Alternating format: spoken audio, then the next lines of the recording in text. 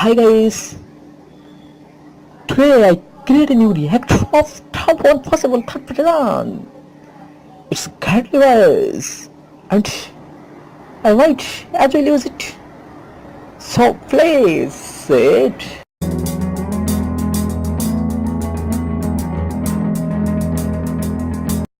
Hi there, my name's Andy and I'm going to show you the easiest two chords to play on guitar and then show you how to play them in a chord sequence so that you know how to play along to any of the songs that are on my website already.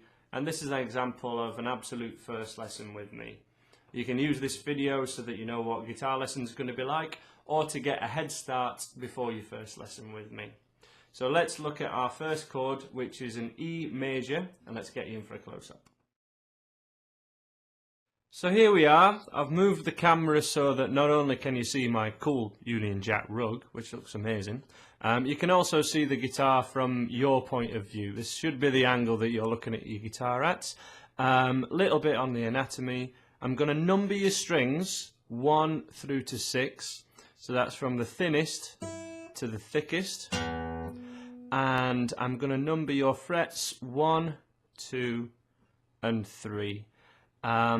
Open strings are considered to be 0 fret, and I'm going to get you to put your first finger on the 3rd string inside that 1st fret. So that's string 1, 2, 3, and position wise you want to stay on the tips of all your fingers and you want to be at your side of the fret. So the fret, even though the fret is technically the metal strip that goes down, fret 1 is this area here, the wooden part of your fretboard, and you want to put your first finger at this side of this area, the side closest to you, kind of arched up against the metal fret there. So that's where your first finger goes. Middle finger, 2nd fret on the 5th string, and then your 3rd finger directly underneath that middle finger. So that will be on the 4th string, also 2nd fret. So if we do those 3 again, we have 1, 2 and 3. And if you push those down with the tips of your fingers, so you kind of make a nice arch shape with your hand, or kind of like a claw hand, I guess, for want of a better term. Press those down, strum every string with your right hand. And that's what your first chord should sound like.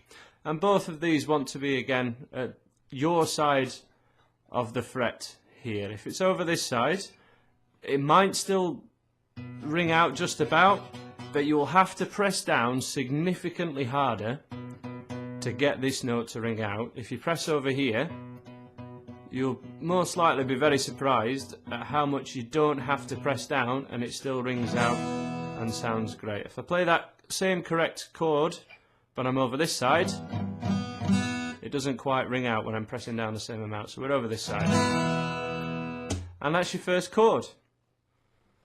Now here's that same chord from another angle. Here's our E chord. That's what it should sound like, and your first finger is on the 1st fret, 3rd string, so 1, 2, 3, and this is also the first string that we'd call our wound string. So you've got 2 strings that are like cheese wire, and then you should have 3 bronzy coloured or silver coloured strings with kind of metal wrapped around them, and that's the first one that is wound. Middle finger on the 5th string at the 2nd fret, and then your 3rd finger directly underneath that. Try and have your little finger arched against your 3rd finger. It just keeps it, makes sure we know what it's doing and it's not kind of down here or hurting your hand at all. You want to keep everything as close to this position as you can, really, to make it a nice strong shape. Okay, your second chord is going to be an A, and we're going to learn this second chord from your first chord, which is an E major. So I'm going to put that first chord, your fingers back where they were for this first chord, 1, 2 and 3, and then I'm going to get to take your 2nd and 3rd fingers away and just keep that first finger down. This first finger is going to be what I'm going to call your anchor finger. It's going to stay on this first string, and it's just going to slide across to your second fret. This is so that the change will be significantly easier and you'll be able to remember your chords better. So for the first 3 chords that we're going to learn, that are E, A and D, this first finger is going to stay on this third string. It's just going to slide across like this. So this is where it was for an E, and your first finger stays on the same string, but it scooches over or slides over just inside this second fret. Now it's okay if it's at this side of the fret for this one, not over this side, because we need to put your middle finger directly above it and then your third finger directly below it. So I've missed out, I've not got my third finger here, kind of like where it was for the E. I moved it one further down and my first finger is holding the note down in the space. This is your A chord, or A major, or your second chord that we've done today, and it should sound like that. So first finger's on the same string, middle finger's just above it, and third finger just below it. Now on this, for this A chord, we're not going to strum this thickest E string. I just want you to strum it from the 5th string all the way down to the 1st. We'll get into hows and whys later, but just take it from me now that it just sounds better. In my opinion, we've got this low string that is kind of spoiling the chord a little bit, and we want it to be this thickest A string that's heard. Just a short bit reason why that sounds better and why that's what I want you to do. This is your open A string, which is the root note or the bass note of this A chord of your A major, and that's why we have that one as your thickest one that we want heard. So we'll go back to the E chord, same method. Keep your first finger down, scooch it back to that first fret, and then strum your E chord. One more time to the A chord. First finger stays down, slide it over to that second fret, middle finger and third finger, middle finger above, third finger below, and strum. It sounds great. Second chord, first finger stays on the same fret, the other two come away, slide it just over that fret, middle finger above, third finger to below, and strum from that A string, from the 5th string. Can be quite hard to get the middle one ringing out, so again you've got to stay right on the tips of your finger to get that one ringing out. Everything inside this second fret here, so 0, 1, 2, and that's your A chord. First finger stays down, slide it back, strum your E chord. First finger stays down but scooches over to the second fret, middle finger above, third finger below, and strum. You may also see this chord written down, or you may have learnt it as kind of 3 in a row like this. This way of learning an A is absolutely fine if that's something you've done before, but if you struggle changing between an E and the A, or an A to a D, or if you struggle with any of the chord changes when you try and play this in a song, I recommend that you go for this A that I've taught with you today, because the idea of using this fingering is so that this first finger stays down, and E and A, and the next chord that you would do in the course, which is a D, and it just gives you that anchor point and saves you playing an E, taking all your fingers a day, and then thinking, hang on, where do these go? I've lost my reference point.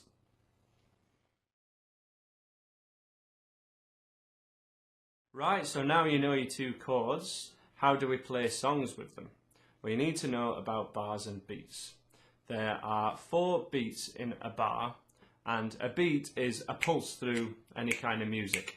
So if you're tapping your foot to a song, or you've seen or you've clapped along to bands as they're playing, kind of in a chanting motion, you're clapping along to the beat, or you're nodding your head to the beat. So if I play this pulse. That is the beat. And we play that beat to a count of 4. For example, 1, 2, 3, 4. 1, 2, 3, 4. Notice I'm playing them all totally even, with an even space in between each of the strums. If they're played some slower and some quicker, it's impossible to tap your foot to it or nod your head to it because there's no rhythm. So you need to keep everything totally even. So get your guitar and just strum along to me now playing. So 3, 4. 1, 2, 3, 4. 1, 2, 3, 4. Keep that going. So a chord sequence is playing a certain chord for a certain amount of time and then playing another chord for a certain amount of time. For example, this is what a bar of E looks like, and this is what one bar of E and then one bar of A looks like when written on a sheet of paper. And this is what that should sound like. For example, you could just do one strum at the start of each bar, so on the first beat. 1, 2, 3, then A, 2, 3, 4. 1, 2, 3, then A, 2, 3, 4. That will be for the chord sequence above. And there's plenty of songs that happen like that. The song example I like to give my students to get them playing along to a record as soon as we can is For What It's Worth by Buffalo Springfield, which was Neil Young's first band. So there's a bit of rock history for you. So if we play this chord sequence along to me, you'll be able to do it along to the record as well, and it's one song under your belt that you can play along to a song with. So get ready with your first chord, that E major. Give it a strum. 1, 2, 3, then A, 2, 3, 4. 1, 2, 3, 4. 2, 3, 4. So that's just strumming one strum per bar, which when you've got a new chord sequence is very handy. It just allows you to get all your chord changes and for you to know what's going to happen later on. It does sound, rather than learning harder chords, it sounds much better, certainly earlier on, if we can get more strumming in there. So when you learn a new song, just play one strum per bar, but once you've got the chord changes under your fingers and you're a little bit more comfortable, default to playing on the beat. If you can play on that pulse that you would tap your feet to and clap your hands to if it was being played live by a band, you will be able to play along to the record, which is such an important skill to be able to do. Many people who get up to such a high level on guitar still can't join into their favourite records or play along to the rock riffs that they know along to the record. So there's a skill there, and I want you to be able to do it straight away, even in this first lesson. So I'm going to count you in, and I want you to this time, as long as the other one went okay, I want you to strum along to that beat. Ready? 2, 3, 4. E, 2, 3, then A, 2, 3, 4. E, 2, 3, then A, 2, 3. Keep that going. E and A.